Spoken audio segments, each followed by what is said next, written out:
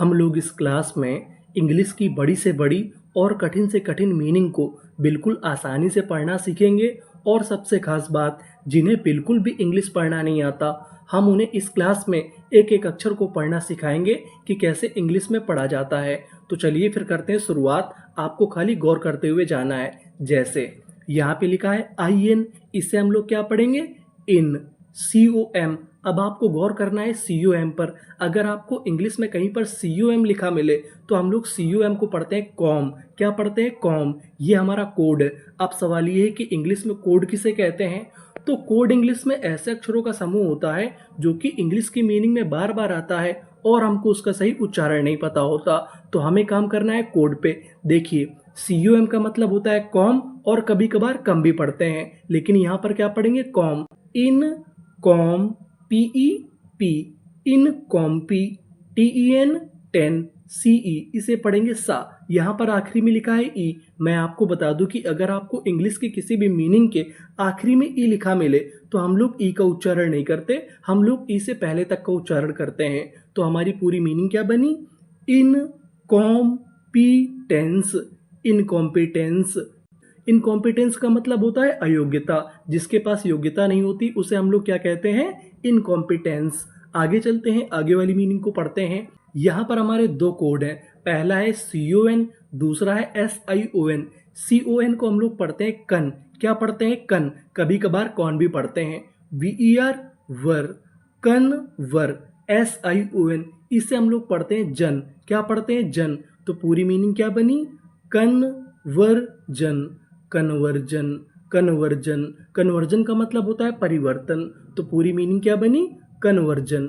आगे चलते हैं, आगे वाली मीनिंग को पढ़ते हैं। अब आपको यहाँ पे गौर करना है CC और MM में। इंग्लिश का एक रूल होता है, अगर आपको इंग्लिश की किसी भी मीनिंग में कोई अक्षर दो बार लिखा मिले तो हम लोग उसका उच्चारण एक बार करते हैं। कहने का मतलब यहाँ पे C और M दो दो बार लिखे हैं, लेकिन उच्चारण खाली एक बार करेंगे। तो हमारी मीनिंग क्या बनी? आ कौ। इतनी मीनिंग क्या बनी? आ कौ। MO, मो। आ कौ मो।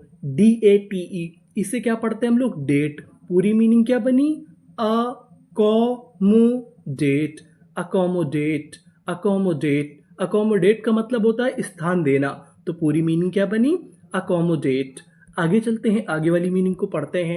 TRI, tree. अब आपको यहाँ पे गौर करना है BU पर। अगर आपको बीच में BU लिखा मिले तो उसे हम लोग पढ़ते हैं ब्यू। क्या पढ़ते हैं? ब्यू।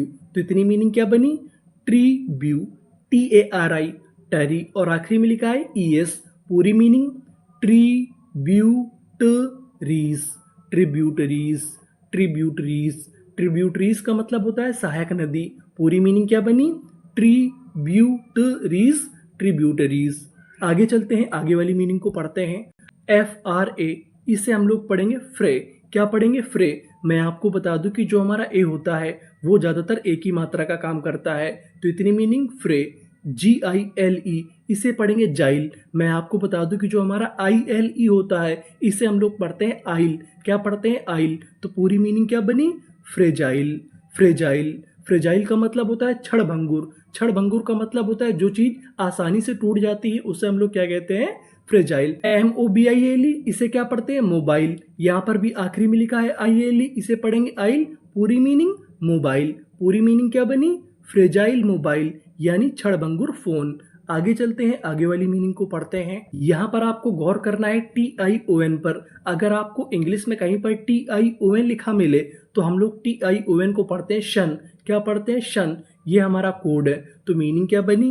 SE से PA, इसे पढ़ेंगे पे। RA, रे। TION, शन। सेपेरेशन। सेपरेशन। सेपरेशन। सेपरेशन का मतलब होता है अलगाव। तो पूरी मीनिंग क्या बनी? सेपरेशन। आगे चलते हैं, आगे वाली मीनिंग को पढ़ते हैं। EX, इसे हम लोग क्या पढ़ेंगे? X। तो हमने लिख दिया X। TIN, tin. X, tin. GUI, इसे हम लोग पढ़ेंगे गुई। क्या पढ़ेंगे? गुई। SH, इसे क्या पढ़ेंगे? शा। और आखिरी में लिखा है ED। अगर आपको आखिरी में ED लिखा मिले तो हम लोग ED को पढ़ते हैं डा। तो पूरी मीनिंग क्या बनी? एक्सटिंग्विश्ड। एक्सटिंग्विश्ड। एक्सटिंग्विश्ड।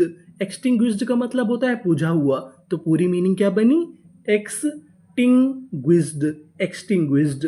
आगे चलते हैं, आगे वाली मीनिंग को पढ़ते हैं। अब आपको यहाँ पे गौर करना है PRE पर। अगर आपको इंग्लिश में कहीं पर PRE लिखा मिले तो हम लोग PRE को पढ़ते हैं प्री, ये हमारा कोड है। तो इतनी मीनिंग प्री, CON, कन, इसे क्या पढ़ते थे? कन, प्री कन, CEI, इसे हम लोग पढ़ेंगे सी, क्या पढ़ेंगे? सी। और आगे है वी, प्री कंसीव, आखिरी में लिखा है ED, ED को क्या पढ़ते थे? डा।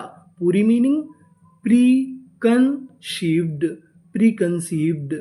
प्री कंसीव्ड का मतलब होता है पूर्व चिंतित। क्या होता है? पूर्व चिंतित। तो पूरी मीनिंग प्री कंसीव्ड। आगे चलते हैं, आगे वाली मीनिंग को पढ़ते हैं। अब आपको यहाँ पे गौर करना है OUS पर, ये हमारा कोड है। OUS को पढ़ते हैं अस, क्या पढ़ते हैं? अस। तो हमारी मीनिंग क्या बनी? ई, इसे पढ़ेंगे ई, NOR, नॉर, MOUS, मस, ई नॉर मस, इनॉर्मस, इनॉर्मस। इनॉर्मस का मतलब होता है बहुत बड़ा। तो पूरी मीनिंग क्या बनी? इनॉर्मस। आगे चलते हैं, आगे वाली मीनिंग को पढ़ते हैं। अब यहाँ पे हमारा कोड है PER, PER को पढ़ते हैं पर, क्या पढ़ते हैं? पर। तो मीनिंग क्या बनी? पर, SIS, सिस, पर सिस, TENT, टेंट। पूरी मीनिंग पर सिस टेंट, परसिस्टेंट। परसिस्टेंट का मतलब होता है टिकाऊ, यानी जो चीज लंबे समय तक टिकी रहे उसे क्या कहते हैं? परसिस्टेंट। आगे चलते हैं, आगे वाली मीनिंग को पढ़ते हैं।